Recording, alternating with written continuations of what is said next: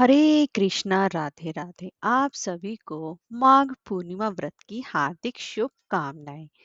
दोस्तों, यह माघ मास का अंतिम दिन है। उसके बाद से फाल्गुन मास लग जाएगा।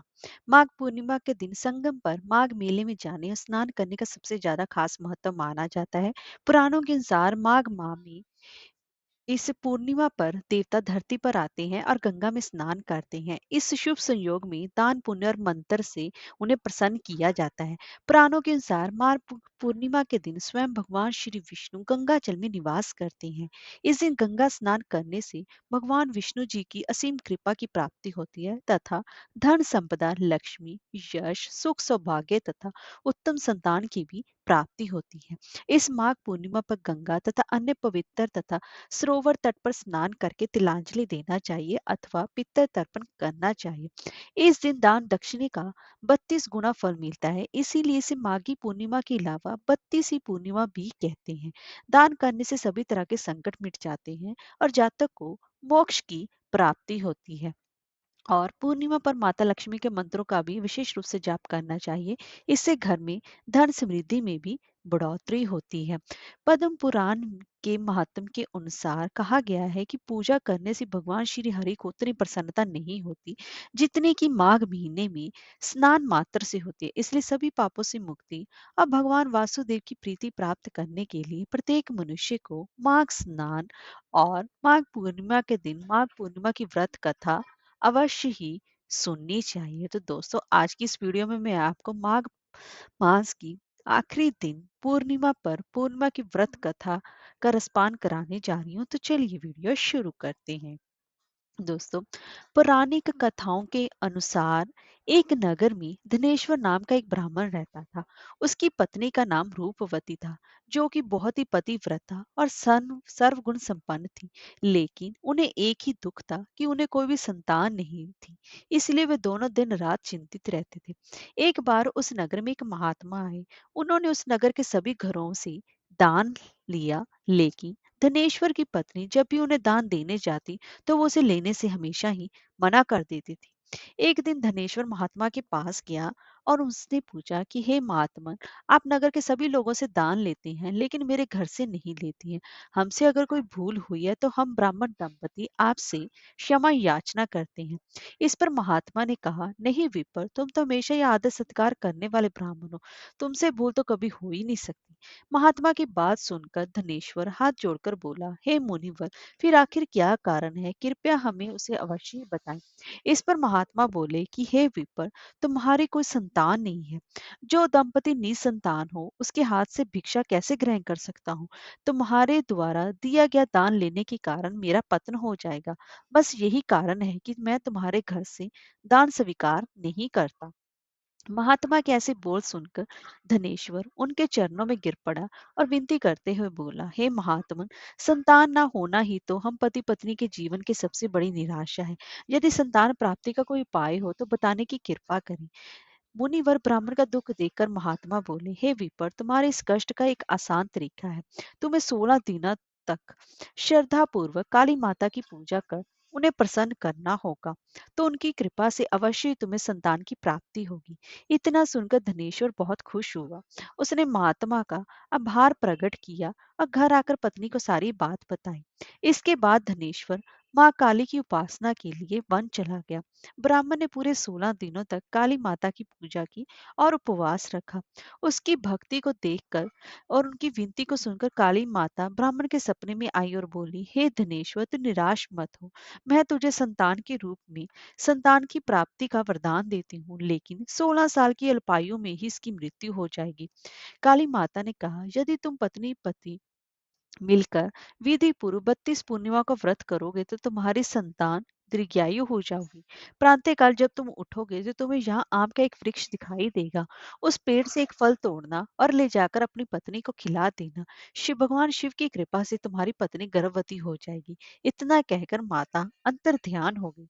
प्रातःकाल जब धनेश्वर उठा तो उसे एक आम का वृक्ष दिखा जिस पर बहुत ही सुंदर फल लगे थे। वो काली माता के कहे अनुसार फल तोड़ने के लिए वृक्ष पर चढ़ने लगा। उसने कई बार प्रयास किया लेकिन फिर भी फल तोड़ने में वह असफल रहा। तभी उसने भगवान गणेश का ध्यान किया और गणेश जी की कृपा से इस बार वो वृक्ष पर चढ़ गया और उसने फल तोड़ लिया। धनेश्वर ने अपनी पत्नी को वो फल दिया जिसे खाकर वह कुछ समय बाद गर्भवती हो गई। दंपति काली माता के निर्देश के अनुसार हर पूर्णिमा पर दीप जलाते रहे। कुछ दिन बाद भगवान शिव की कृपा हुई और ब्राह्मण की पत्नी ने एक सुंदर से बेटे को जन्म दिया जिसका नाम उन्होंने देवी दास रखा। जब पुत्र 16 वर्ष का होने को आया तो माता पिता को चिंता होने लगी कि इस वर्ष उसकी मृत्यु ना हो जाए। इस पर उन्होंने देवी दास के मामा को बुलाया और कहा कि तुम देवी दास को विद्या अध्ययन के लिए काशी ले जाओ और एक वर्ष बाद वापिस आना। दंपति पूरी आस्था के साथ पूर्णमासी का व्रत कर पुत्र के दीर्घायु होने की कामना करते रहे। काशी प्रस्थान के दौरान मामा भांजे गांव से गुजर रहे थे। वहां एक कन्या का विवाह हो रहा था। विवाह होने से पूर्व ही उसका वर अंधा हो गया। तभी वर के पिता ने देवीदास को देखा और मामा से कहा, तुम अपना भांजा कुछ समय के लिए हमारे पास दे दो, विवाह संपन्न हो जाए उसके बाद ले जाना। ये सुनकर मामा ने कहा, यदि मेरा भांजा ये विवाह करेगा तो कन्यादान में मिले धन आदि पर हमारा अधिकार होगा। वर के पिता ने मामा की बात स्वीकार कर ली और देवीदास के साथ कन्या का विवाह संपन्न करा दिया। इसके बाद देवीदास अपनी पत्नी के साथ भोजन करने बैठा लेकिन उसने उस थाल को हाथ नहीं लगाया। ये देखकर पत्नी बोली, स्वामी आप भोजन क्यों नहीं कर रही हैं? आपके चेहरे पर ये उदासी कैसी? तब देवीदास ने उसे सारी बात बताई। यह सुनकर कन्या बोली, स्वामी मैंने अग्नि को साक्षी मानकर आपके साथ फेरे लिए हैं। अब मैं आपके अलावा किसी और को अपना पति स्वीकार नहीं करूंगी। पत्नी की बात सुनकर देवीदास ने कहा, ऐसा मत कहो, मैं अल्पायु हूँ। कुछ ही दिनों में मैं 16 वर्ष की आयु होते ही मेरी मृत्यु हो जाएगी। इस पर उसकी पत्नी ने कहा, स्वामी जो भी मेरे भाग्य में लिखा होगा वो उसे स्वीकार है। देवीदास ने उसे समझाने की बहुत कोशिश की लेकिन जब वो नहीं मानी तो देवीदास ने उसे एक अंगूठी दी और कहा, मैं काशी जा रहा हूँ लेकिन तुम मेरा रोज हाल जानने के लिए एक पुष्प वाटिका तैयार करो। उसमें भांति भांति के पुष्प लगाओ और उन्हें जल से सींचती रहो। यदि वाटिका हरी भरी रहे और पुष्प खिले रहे तो समझना कि मैं जीवित हूँ, और जब ये वाटिका सूख जाए तो मान लेना कि मेरी मृत्यु हो चुकी है। इतना कहकर देवीदास काशी चला गया। अगले दिन सुबह जब कन्या ने दूसरे वर को देखा तो बोली, ये मेरा पति नहीं है। मेरा पति तो काशी पढ़ने गया है। यदि इसके साथ मेरा विवाह हुआ है तो बताइए कि रात में मेरे और इसके बीच क्या बातें हुई थी और इसने मुझे क्या दिया था। यह सुनकर वर बोला, मुझे कुछ नहीं पता, और पिता पुत्र वहां से वापस चले गए। उधर एक दिन प्रातःकाल एक सर्प देवीदास को डसने के लिए आया लेकिन उसके माता पिता द्वारा किए जाने वाले पूर्णिमा व्रत के प्रभाव के कारण वह उसे डस नहीं पाया। इसके बाद काल स्वयं वहां आए और उसके शरीर से प्राण निकालने लगे। देवीदास बेहोश होकर गिर पड़ा। तभी वहां माता पार्वती और शिव आए। देवीदास को बेहोश देखकर देवी पार्वती बोली, हे स्वामी, देवीदास की माता ने 32 पूर्णिमा का व्रत रखा था। इसके फलस्वरूप कृपया आप इसे जीवन दान दें। माता पार्वती की बात सुनकर भगवान शिव ने देवीदास को पुनः जीवित कर दिया। इधर देवीदास की पत्नी ने देखा कि पुष्प वाटिका में एक पुष्प भी नहीं रहा। वह जान गई कि उसके पति की मृत्यु हो चुकी है और वह रोने लगी। तभी उसने देखा कि वाटिका फिर से हरी भरी हो गई है। ये देखकर वह बहुत ही ज्यादा प्रसन्न हुई। उसे पता चल गया कि देवीदास को प्राण दान मिल चुका है। जैसे देवीदास 16 वर्ष का हुआ, मामा भांजा काशी से वापस चल पड़े। रास्ते में जब वो कन्या के घर गए तो उसने देवीदास को पहचान लिया और अत्यंत ही प्रसन्न हुई। धनेश्वर उसकी पत्नी भी पुत्र को जीवित पाकर हर्ष से भर गई। दोस्तों, अब मैं आपको माघ पूर्णिमा व्रत की एक दूसरी पुरानी कथा श्रवण करवा रही हूँ। एक अन्य कथा के अनुसार नर्मदा नदी के तट पर शिवव्रत नाम का एक ब्राह्मण रहता था, लेकिन वह काफी लालची था। उसका लक्ष्य किसी भी तरह धन कमाना था और ऐसा करते करते यह समय से पूर्व ही वृद्ध दिखने लगा और कई बीमारियों की चपेट में आ गया। इस बीच उसके मन में आया कि उस उन्होंने पूरा जीवन तो धन कमाने में ही बिता दिया, अब जीवन का उद्धार कैसे होगा। इसी क्रम में उन्हें माघ मास में स्नान का महत्व बताने वाला एक श्लोक याद आया।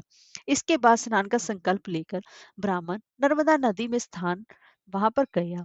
करीब 9 दिनों तक स्नान के बाद उसकी तबीयत और भी ज्यादा खराब हो गई और इसी दौरान मृत्यु का समय भी आ गया।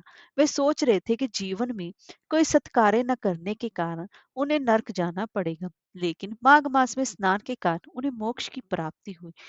पौराणिक मान्यता है कि जो भी व्यक्ति श्रद्धा पूर्वक पूर्णिमा का व्रत रखता है या फिर कोई रखती है और अथवा कथा भी सुनती है, उन्हें संतान का सुख और उनकी सभी मनोकामनाएं अवश्य ही पूर्ण होती हैं। हरे कृष्णा, राधे राधे।